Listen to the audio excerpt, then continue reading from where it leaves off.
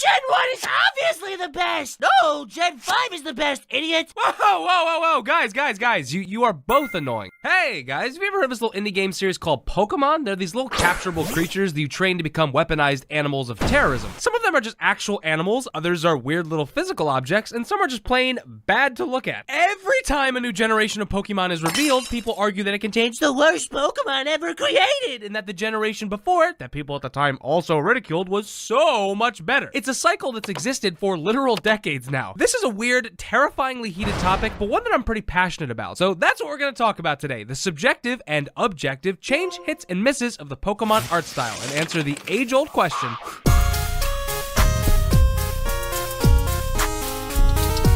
Alright, first, we gotta talk about, does Pokemon even have an art style to begin with? What characteristics does a Pokemon need to have to adhere to the most popular franchise's design philosophy? Because the design style created by Ken Sugimori and his connected team surely is not where we've landed now. There's been a gradual departure from the initial design principles of Generation 1, and that might be hard to notice if you jumped into Pokemon later in the franchise, because yeah, they all have animals and faceless thingamabobs and doohickeys, but they're not all built equally or with the same parts.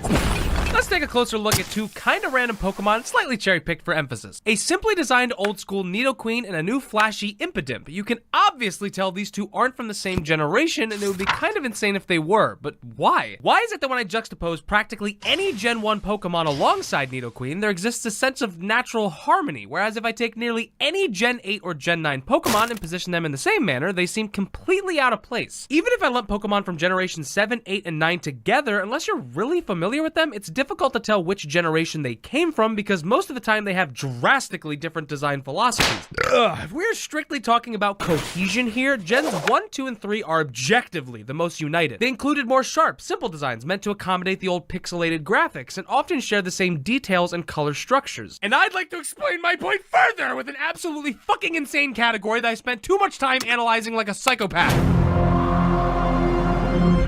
Hey, hear me out, stop laughing at me, I swear I have a point here, I'm not stupid! You might think this is inconsequential, but the eyes of a Pokemon hold far more weight than you may realize. If you look closely at the first few hundred Pokemon, you can see a clear pattern in how they design their eyes. The vast majority had these angular-shaped eyes with black pupils and often red accents, and if the Pokemon had an evolution line, the eyes would start in a more cute, rounded manner and get more angular as they evolve. You can see this effect with almost every Pokemon in the first generation, the only outliers being the subcategory of dot and line eyes that also sometimes follows the previous rule as seen with the Alakazam evolutionary line. This pattern can be followed into the second and third generations and starts to somewhat fade in the fourth and gets a little rocky when we enter the fifth. So, if we take the original eye structure from the first generation and break it down into 4 categories, we have the classic eye shapes, their alternate slightly different versions, dot or line eyes, and completely unique eyes or Pokemon that have no eyes at all. I can't see anything! Why did God make me like this? These 4 categories would mostly stay strong throughout the first 500 Pokemon or so, even with the addition of colored variants like the Aggron and Sceptile lines, and them falling slightly in love with the filled black eyes with white shines, which you can see most of them in the 3rd generation. But what we can clearly see is the eyes of Pokemon had a consistency within their own generation, and any unique eyes were used for emphasis to show a Pokemon's weird nature or creepiness. Like with Sableye, Dustox, Spinda, Spiritomb, Watchog, Starmie, and even Esper later on, these Pokemon purposely have weird eyes as a personality trait. But when you get to the 7th generation, the majority of Pokemon have completely different eyes and evolutionary design structures. While Pokemon like Zorora retain the classic original eye shape and the Incineroar line showcases a colored variant reminiscent of the mid-early generations, the majority rule that once prevailed has now shifted to become the minority. The generational cohesion is now gone. Now, is this bad? Is it stupid to like later gen Pokemon? Of course not. Gen 8 gave me Appleton, and for that, I am forever grateful.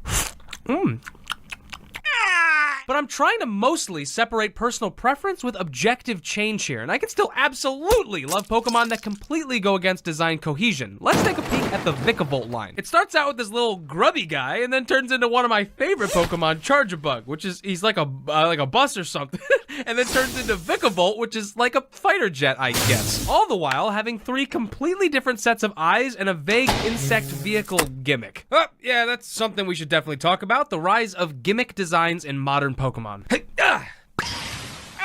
Whoa, what the hell? That's not a Pokemon, it's...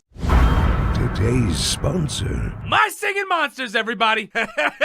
You like that? You like little fellas, huh? Little dudes that scream. Well, boy, do I got 'em. Step right up, we've got this little bastard. And don't forget about this damn thing. Oh, you're talking to me. Beep. Oh, gee whiz, I love these funky little dudes, but I wish their thunderous screams could harmonize to create music. In a world of mobile games that make literally no sense at all, Protect the village by popping the zombie pimples and while your parents are getting divorced in the background. Also, I have a big dump truck fat ass. I'm genuinely excited to be sponsored by a classic OG that everyone's happily familiar with, where the entire premise is collecting zany little creatures and forcing them to make music for you like some cruel, unforgiving god. So, if you're weird like me and want to make your own little Goblin music. click the link in my description and use code CircleTunes for a special in-game gift. All right, back to it. Outside of the obvious low-hanging fruit that is the purposely ugly-looking extra-dimensional Ultra Beasts, Which I could make an entire fucking video on how awful these things are. we've also seen a gradual increase in Pokemon that have gimmicks or weird one-note design elements. Call it an inevitable product of time or idea scarcity, but that seems to be the case. Early generations got the unfair advantage of being the first to do everything, so they could get away with being as simple as they wanted. This is a seal. Yes. His name is Seal. A bird, a bug, a grass, a ghost. You seemingly can't get away with just being a ghost now. Now your ghost Pokemon needs to be a ghost dragon that's simultaneously based off of an ancient tetrapod and a US military modern-day B-2 stealth bomber. And I actually really fuck with Dragapult, but he has an objectively complicated design. Another example, Gen 2's starters were a plant dinosaur, an alligator, and a fire echidna. Pretty simple, easy to identify, and more animal in nature. Gen 8 started absurdly strong with 3 outstanding starters, and then turned into what we now arguably remember as the most divisive final starter evolutions to date. A gorilla that plays the drums, a rabbit that plays soccer with an anime-style fireball ball, and a lizard that becomes a James Bond-style hitman with a water sniper rifle perched up on a sniper tower? I, for one, no longer feel like I'm training a powerful creature. I feel like I'm training a fucking man. Not only do all of these Pokemon end up far more gimmicky and silly, but they're also more anthropomorphic, which has heavily divided the fan base since the start. Why couldn't they have just let you be a big cat? Then you have the battle gimmicks like Mega Evolutions that are super hit or miss, where most of the time, instead of adding on a meaningful natural evolution, they kind of just locked onto one aspect of the Pokemon and cranked it up to 11 on the dumb dial. Salamence, but it is now stupid. Manectric, but it is now stupid. Latios and Latias, but now they're the exact same and purple and stupid. Lopunny, but now it has ripped thigh-high leggings? Oh my god, who did this? Whose choice was this? Hey. Same sort of deal with the Gigantamax stuff. Outside of a few bangers like Fat Pikachu or Snorlax with an entire park on his stomach, it's pretty one note. Guy is now big guy!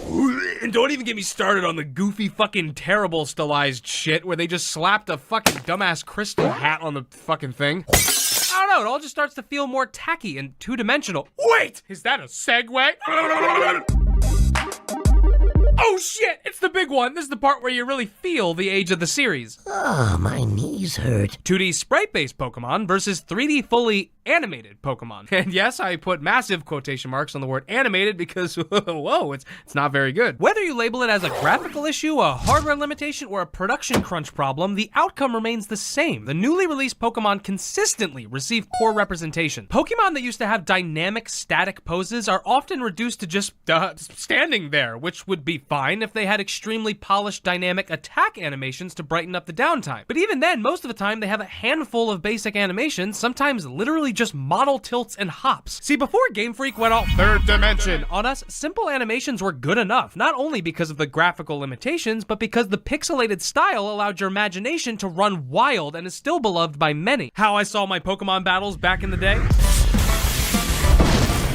How they actually look? How I see my Pokemon battles now? How they actually look? But is this purely nostalgia taking over my mind like a heavily evolved cordyceps?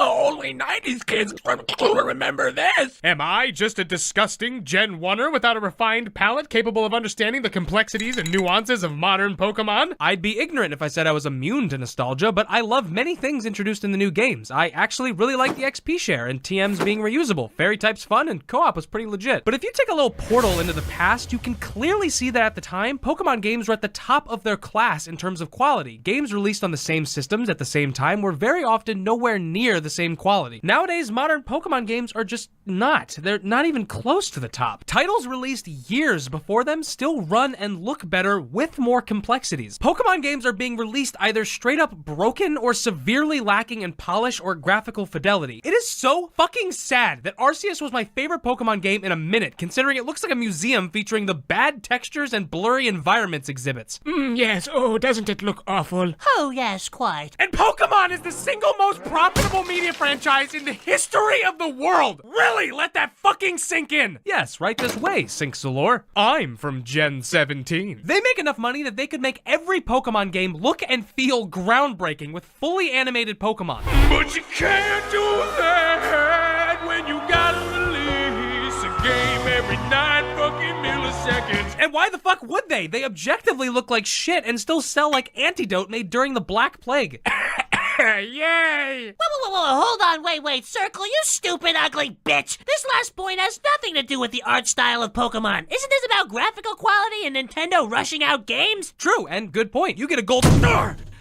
But these external problems absolutely impact the design of Pokemon and how we experience them. I think these issues are how we got to these warlike debates and such split opinions, because the stages Pokemon are presented on now are extremely different.